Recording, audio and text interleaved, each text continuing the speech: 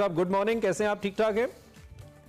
बिल्कुल ठीक। सबसे पहले शाहिद अफरीदी के हवाले से कि जब वो खेलते थे तो भी आपको याद होगा उनकी बैटिंग होती थी मुख्तसर, कम बॉल और ज्यादा रन। तो बस यहाँ आते ही तबाही मचाते थे और चले जाते थे बूम बूम।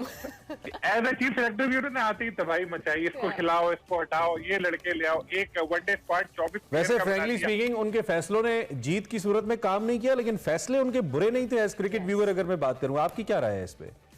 बिल्कुल बहुत अच्छे फैसले थे। देखिए सरफराज को लेकर आए, उन्होंने अच्छा कमबैक किया और यंगस्टर्स को कुछ स्क्वाड में रखा, खेले नहीं लेकिन स्क्वाड में रहना भी बहुत बड़ी बात होती है। आप अगर ड्रेसिंग रूम शेयर करें बड़े प्लेयर्स के साथ, कोशिश तो की, लेकिन शाहिद अफरीदी के पास टाइम नहीं है। उनकी अपनी फाउंडेशन जो है उसके साथ बहुत ज्यादा बिजी रहते हैं वो, तो ज्यादा अरसे तक तो वो कर ही नहीं सकते थे काम। जितने टाइम भी रहे असर छोड़ा उन्होंने। अच्छी बात यही होती है कि लोग आपको याद करें और कहें कि यार और शाहिद को रहना चाहिए था और देर तक काम करना चाहिए था। लेकिन अब ढूंढेंगे कोई, इनको ऐसा ही कोई मिले। सलीम भाई से ये तो हो गई शाहिद अफरीदी के हवाले से बात। अब ये जो हम मैचेस हारे हैं, वनडे सीरीज हारे हैं, इस क्या करना है? मतलब हम टेस्ट मैचेस हमारे ड्रॉ हो गए, उसके अलावा टेस्ट सीरीज भी हमारी कुछ समझ से बाहर थी, फिर वनडे मैच एक जीता एक हारा, फिर आखिर में हारी गए और बड़े बुरे तरीके से हारे। ये जो मुसलसल नाकामी हो रही है, चाहे वो टेस्ट का फॉर्मेट हो, वनडे का फॉर्मेट हो, इस पे क्या किया जाएगा आइंदा आने वाले दिनों में? देखिए अर्मिला, हम लोगों को वो चीज नजर आ रही है जो हम देख रहे हैं, स्कोर, इसने कम रन बनाए, इसने विकेटें नहीं ली, लेकिन अंदर भी बहुत सारे इश्यूज हैं। अगर आप इसको थोड़ा सा पीछे जाके देखें तो जिस तरह शान मसूद को एकदम से स्क्वाड में लेकर आया, उसको वाइस कैप्टन बनाया, बाबर का स्टेटमेंट आया, मुझसे नहीं पूछा, सरफराज आके खेल गए, उस वक्त भी पसंद नहीं किया कुछ लोगों ने इस चीज को।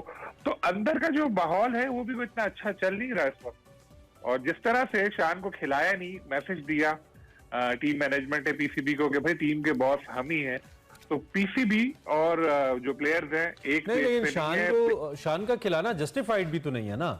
अब तीसरे मैच को खिलाना पड़ा, मजबूरी थी जब। मजबूरी में, और उसमें भी माशाल्लाह उन्होंने जो कमाल इनिंग खेली, क्या बात है। तो अब शान साहब को वनडे का कैप्टन बनाने की बात हो रही है। दो कि मुल्तान सुल्तान्स की कैप्टनसी उन्होंने की थी, अच्छी कैप्टनसी की थी, बुरी नहीं थी, लेकिन इसके बावजूद जिस चीज को हम मुल्तान सुल्तान की शान भी करते रहे ना, पहले शान मसूद रहे मुल्तान सुल्तान के कैप्टन, तो अभी जिस तरह की उनकी अपनी परफॉर्मेंस है, इन केस अगर वो कप्तान बना दिए जाते हैं वनडे के, जैसे कि बात हो रही है, और फिर वो खुद परफॉर्म नहीं करते, तो फिर वो बाबर आजम वाली तनकीद की जद में नहीं आएंगे। हालांकि बाबर आजम के लेवल के तो बैट्समैन भी नहीं है वो, तो उन पर वो तनकीद नहीं आएगी जी खुद कप्तान नहीं परफॉर्म कर रहे, जो कि वो नहीं कर रहे हैं। सलीम साहब 100% इमरान, आपने बिल्कुल सही पॉइंट उठाया, ऐसा ही है। असल में पीसीबी की टाइमिंग गलत थी।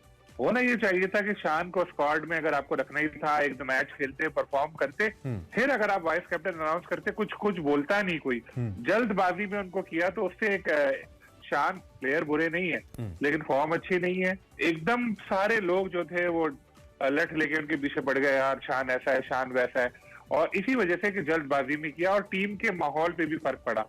जो कैप्टनसी में चेंज करने की बातें हो रही हैं या इस तरह की चीजें चल रही है, उसकी वजह सिर्फ परफॉर्मेंस नहीं है, वो प्लेयर्स पावर है। प्लेयर्स पावर आपने देख ली, जो शान को नहीं खिलाया 2 मैच, वो उसको कहते हैं प्लेयर पावर, कि जो बोर्ड से भी बड़े, बोर्ड ने वाइस कैप्टन बनाया, खिलाओ, उन्होंने नहीं खिलाया, ये प्लेयर्स पावर है। शायद इसके लिए जो है पीसीबी ने कैप्टनसी जो है वो स्प्लिट करने का फैसला किया है। अच्छा हाँ, कोच की बात आप उस वक्त बड़ी इंटरेस्टिंग आपने बात, एंडी फ्लावर, जहां मैं दुबई में हूँ तो यहाँ T20 तो यहाँ एक्सेस है प्लेयर्स तक भी, कोचेस तक भी, तो मुझे तो जो फॉरेन कोच अच्छा मिलता है, मैं पहली बात तो पीसीबी से फोन आया, आप आ रहे हैं। एंडी फ्लावर से मैंने पूछा, उन्होंने कहा नहीं।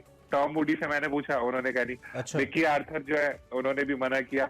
इवन वसीम भाई से मेरी रात को बात हो रही, नहीं, ये क्लियर कीजिए, ये सलीम भाई क्लियर कीजिए, उनको फोन नहीं आया या वो आना नहीं चाह रहे? ये तीनों प्लेयर दोनों देखें, उन्होंने ये भी कहा कि हम लोगों से अभी फॉर्मल अप्रोच भी नहीं हुई, लेकिन हुई तो भी हम नहीं आएंगे, आना भी नहीं चाहते। अच्छा, और इसकी क्या वजह इसकी ये है कि जैसे एंडी से मेरी बात हो रही थी, एंडी कह रहे थे कि यार मैं लीग्स वगैरह में जाता हूँ तो वो मेरे लिए ज्यादा अच्छी है, मैं पूरे ये नहीं कर सकता कि एक ही टीम के साथ कॉन्ट्रैक्ट करके यहाँ जाओ, तो पैसा एक मेन चीज है। टॉम मूडी का भी यही मामला है।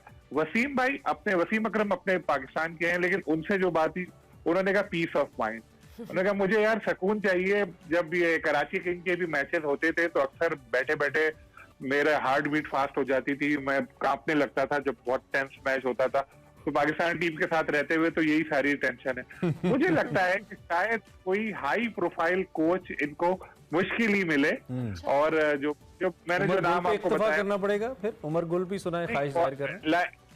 हेड कोच तो कोई फॉरेन लेकर ही आएंगे, उसकी वजह ये है कि ये चाहते हैं कि पॉलिटिक्स खत्म हो, फॉरेन कोच होगा, उसके साथ कोई शायद किसी को लगा दे, उमर गुल वैसे। अच्छा, एक और बड़ा अहम मसला है, जब हम इतनी बड़ी सीरीज हार जाते हैं तो कैप्टन महज अपनी क्लोजिंग रिमार्क्स के अंदर ये कह के फारिग हो जाते हैं कि जी हमें अपनी गलतियों से सीखना है, we made lots of mistakes, हमें ये नहीं करना चाहिए था, हम आइंदा नहीं करेंगे। कोई अकाउंटेबल नहीं ठहराया जाता, खासतौर पे कोचिंग स्टाफ हो, टीम मैनेजमेंट हो, प्लेयर्स तो चले नजर आ रहे होते हैं कौन कैसा परफॉर्म कर रहा है, लेकिन बिहाइंड द सीन इसका रिस्पॉन्सिबल कौन है ये नहीं ठहराया जाता। आप इस पे क्या कहेंगे, खासतौर पर इन सीरीज के बाद ये जो भी हुई है?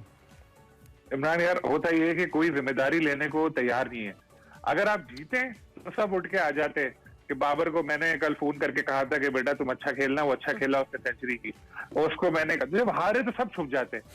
अभी हम सिर्फ इस सीरीज की बात नहीं करें, ओवरऑल ये सीजन ही हमारा बहुत खराब गुजरा।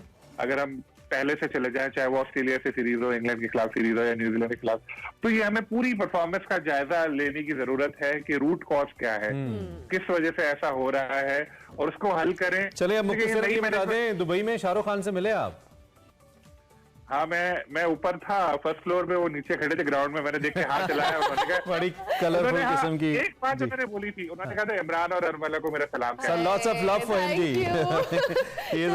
आपने हमारा दिन बना दिया, यू मेड अस डे। लेकिन थैंक यू वेरी मच। झूठा ही बनाया लेकिन मेड अ डे, एग्जैक्टली। अच्छा जी, सलीम खालिक साहब हमारे साथ मौजूद थे, क्रिकेट पर तज्जिया दे रहे थे।